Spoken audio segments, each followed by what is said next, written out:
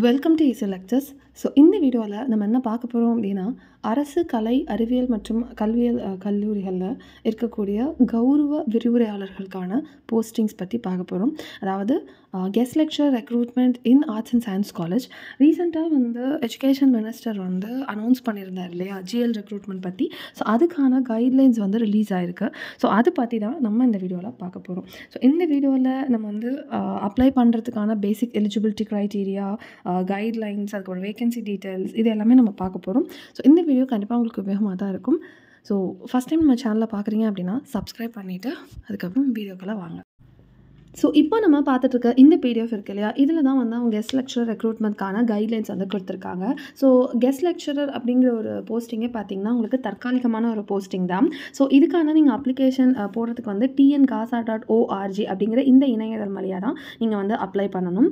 So இதுக்கான model application, vacancy details எல்லாமே அந்த வெப்சைட்டில் அவைலபிளாக இருக்குது. அது மட்டும் இல்லை, நீங்கள் ஒரு SC/ST கேண்டிடேட்டாக இருந்தீங்க அப்படின்னா உங்களுக்கான அப்ளிகேஷன் ஃபீஸ் வந்து ₹100. And other than SC/ST candidates வந்து நீங்கள் வந்து ₹200 வந்து பே பண்ணணும். உங்களுக்கான அப்ளிகேஷன் வந்து ஸ்டார்ட் பண்ணுற டேட் வந்து பார்த்திங்கன்னா 21 ஜூலை 2025.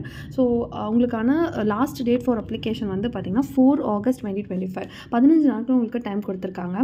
அது மட்டும் இல்லாமல் ஒரு பர்சன் வந்துட்டு ரீஜன் வைஸாக தான் உங்களுக்கு வந்து அப்ளை பண்ண முடியும். ஸோ வந்து ஒரு ரீஜனில் 3 ஆர்ட்ஸ் அண்ட் சயின்ஸ் காலேஜ் இருக்குன்னா நீங்கள் அந்த டிஸ்ட்ரிக்ட் ப்ரிஃபரன்ஸ் வந்து கொடுக்கலாம். ஸோ ஒருத்தர் வந்து ஒரு அப்ளிகேஷன் தான் போட முடியும். அதை தான் அவங்க கன்சிடர் பண்ணுறாங்க. ஸோ நெக்ஸ்ட்டு வந்து நீங்கள் பிஜி முடிச்சிருந்தாலுமே நீங்கள் வந்து ஒன்று PhD பண்ணியிருக்கணும், அல்லது ஸ்லெட் நெட் இந்த எக்ஸாம்ஸ் எல்லாம் முடிச்சிருந்தீங்க அப்படின்னா அந்த சர்டிஃபிகேட்ஸோடு சேர்த்து நீங்கள் அப்லோட் பண்ணலாம். உச்சக்கட்ட வயது வரம்பு, அதாவது உங்களுடைய 1 ஜூலை 2025 அன்னைக்கு 57 ஏஜுக்கு மேலே இல்லாமல் இருக்கணும். ஸோ இந்த போஸ்ட்டுக்கான குறைந்தபட்ச கல்வி தகுதி என்ன அப்படின்னு கொடுத்துருக்காங்க.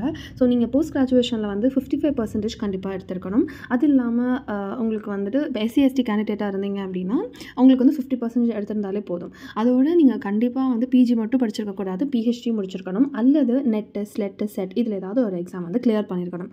ஸோ உங்களுக்கான இது வந்து 100 மார்க்ஸுக்கு வந்து பேஸ் பண்ணி கொடுத்துருக்காங்க. அதாவது இது ஒரு நோ எக்ஸாம் போஸ்டிங். ஸோ வந்து உங்களுக்கு நேர்முக தேர்வு வச்சு தான் எடுக்க போகிறாங்க.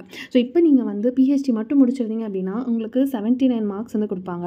நீங்கள் PhD செட் அல்லது ஸ்லெட் முடிச்சிருந்தீங்க அப்படின்னா உங்களுக்கு 81 மார்க்ஸ், PhD அண்ட் நெட் முடிச்சிருந்தீங்கன்னா 83, அண்ட் PhD நெட் GRF இதெல்லாம் முடிச்சிருந்தீங்கன்னா உங்களுக்கு அதிகபட்ச மதிப்பெண்ணா உங்களுக்கு 85 கொடுப்பாங்க.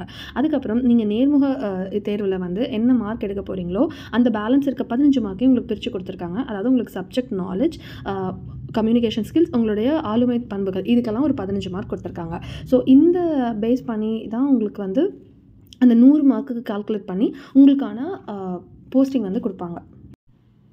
ஸோ இதை பார்க்குறப்ப உங்களுக்கு புரிஞ்சிருக்கும், நீங்கள் படித்த உங்கள் குவாலிஃபிகேஷன் வச்சு உங்களுக்கு 85 மார்க்ஸ் மேக்ஸிமம் வந்து நீங்கள் எடுக்கலாம். அது இல்லாமல் உங்களுடைய நேர்முக தேர்வுக்கு 15 மார்க் வந்து கொடுத்துருக்காங்க. ஸோ இந்த 85 + 15 இதோடைய கூட்டுத்தொகை 100 மார்க் வச்சு தான் உங்களுக்கு அந்த போஸ்டிங் வந்து கிடைக்க போகுது. ஸோ இதே மாதிரி நெக்ஸ்ட்டு பார்த்தீங்கன்னா GL அப்படிங்கிற போஸ்டிங்கே வந்து ஒரு டெம்ப்ரரியான போஸ்டிங் அப்படிங்கிறனால உங்களுக்கு 11 மந்த்ஸுக்கு தான் வந்துட்டு உங்களுக்கு பணி இருக்கும். அதே மாதிரி உங்களுக்கான சேலரி வந்து பார்த்திங்கன்னா 25,000, ஒரு மாதத்துக்கு 25,000 வந்து கொடுத்துருக்காங்க. ஸோ உங்களுடைய கல்வி தகுதியை பேஸ் பண்ணி அவங்க வந்து ஒரு போஸ்டிங்க்கு 1:3 ரேஷியோவில் வந்து கால் ஃபார் பண்ணுவாங்க. ஸோ நீங்கள் வந்து உங்களோட ஒரிஜினல் சர்டிஃபிகேட்ஸ், அப்புறம் அப்ளிகேஷன் போட்டது எல்லாமே எடுத்துகிட்டு அவங்க கொடுத்துருக்க அந்த நேர்காணல் பண்ணுற இடத்துக்கு நீங்கள் போகணும். உங்களோட இன்டர்வியூ முடிஞ்சதுக்கப்புறம் உங்களுக்கான செலெக்ஷன் லிஸ்ட் பார்த்தீங்கன்னா அதுவும் அனௌன்ஸ் பண்ணுவாங்க, வெயிட்டிங் லிஸ்ட்டுமே அனௌன்ஸ் பண்ணுவாங்க. ஸோ 2 நபர்கள் ஒரே மதிப்பெண் எடுத்திருந்தாங்க அப்படின்னா உங்களுக்கான டேட் ஆஃப் பர்த் அண்ட் அல்லது பதிவு எண் அதை வச்சு உங்களுக்கு பேஸ் பண்ணி உங்களுக்கு வேலை கொடுப்பாங்க.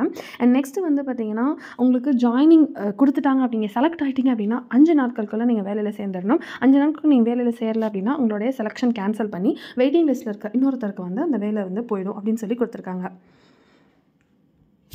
ஸோ உங்களுக்கான இறுதி நாள் வந்து எப்படி இருக்கும்னா கல்வி ஆண்டு, அதாவது நீங்கள் இப்போ வந்து இந்த மாதம் வேலைக்கு சேர்றீங்கன்னு வச்சுக்கோங்களேன், உங்களுக்கு ஏப்ரல் 30 வரையும் தான், அந்த 11 மாதங்கிறது ஏப்ரல் 30 வரையும் தான் உண்டு. மே மாதம் எந்த இதுலேயுமே பார்த்தீங்கன்னா உங்கள் கெஸ்ட் லெக்சரர்ஸ்க்கு வந்து பணி வந்து இருக்காது.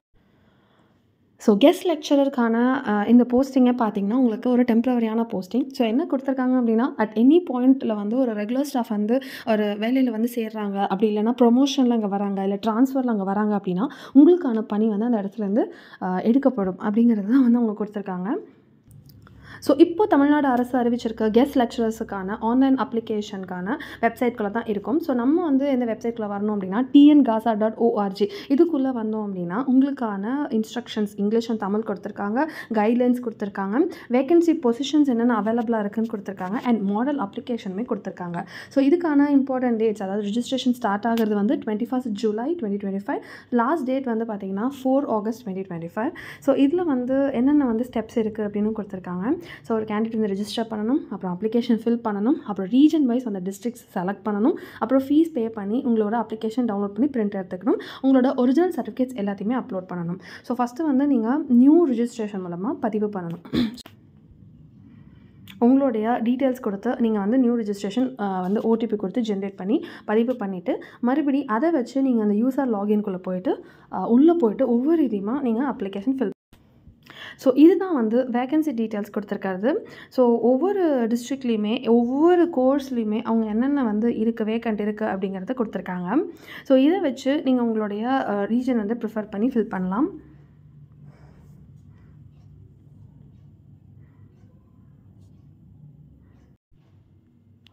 ஸோ இது வந்து பார்த்திங்கன்னா உங்களுக்கு கொடுத்துருக்கக்கூடிய மாடல் அப்ளிகேஷன். ஸோ உங்கள் அப்ளிகேஷன் ஃபில் பண்ணதுக்கப்புறம் இது மாதிரி தான் இருக்கும்.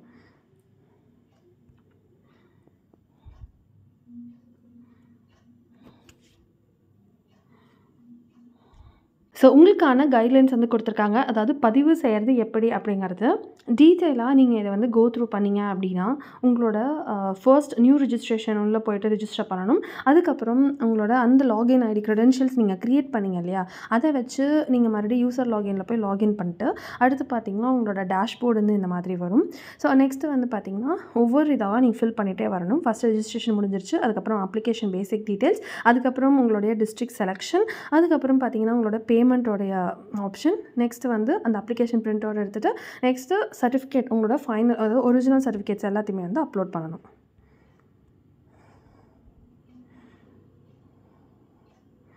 ஸோ ஒவ்வொரு டீட்டெயிலாகவே தெளிவாகவே கொடுத்துருக்காங்க.